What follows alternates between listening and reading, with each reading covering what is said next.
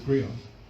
But I feel I don't need to give a specific tribute because in many ways what is happening here today honors her more than any words I can say, or any of us who love her could say.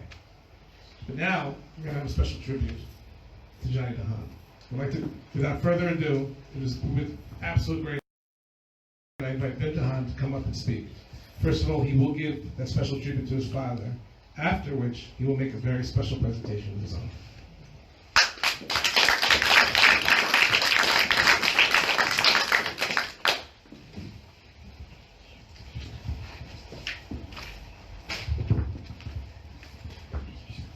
Thank you very much, David.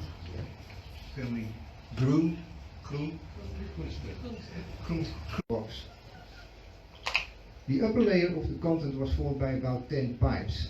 He used to be a pipe smoker and I couldn't throw away the pipes away, as I still recognize the familiar tobacco smell that I associated with my father. Then I noticed that the pipes were lying on a notebook, in fact 2 notebooks. I took them out for a closer look. I used to call them Uncle Bram, Uncle George and Uncle Skip. One of these friends, Bram, he mentions almost every day. It occurred to me that they must have been very, very close friends.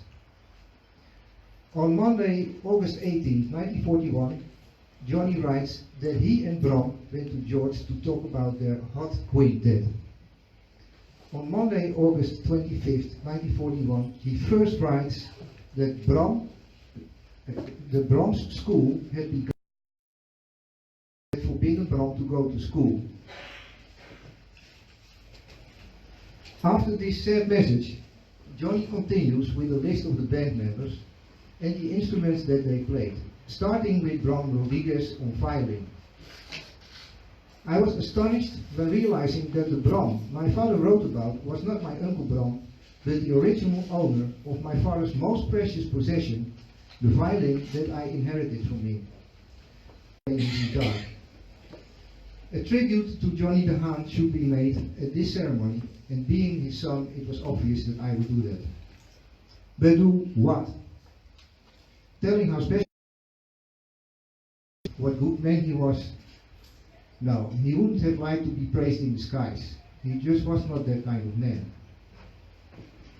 That conclusion to be made, I came to the idea that the box that contained the notebooks still might contain some other surprising item that could inspire me for Johnny's tribute, and it did. I found another small notebook written by my father John, but this was to Johnny DeHaan. He wrote, "The dead do not disappear, you carry them with you." This might not be high-level philosophy, but I do not think that that was his intention. He just wrote down what he felt, and reading it, I realized feeling it the same way.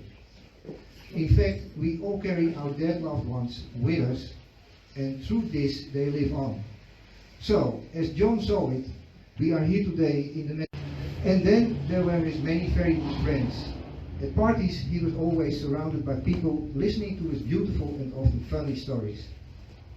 I think that his vision was that life is all about friendship, and he celebrated that friendships. I can't remember a weekend at my parents' home without my parents having friends to eat, drink, laugh and play music. My mother complained that he learned to speak Greek in no time, and that when they were on a holiday in Greece, he easily spoke to Greek people on the street. This often ended up in an invitation to drink a glass of raki, with my father having nice chat in Greek and my mother not understanding a word of what was said. Speaking of drinking, I already said more flattering things about John than he would have liked. He would have said,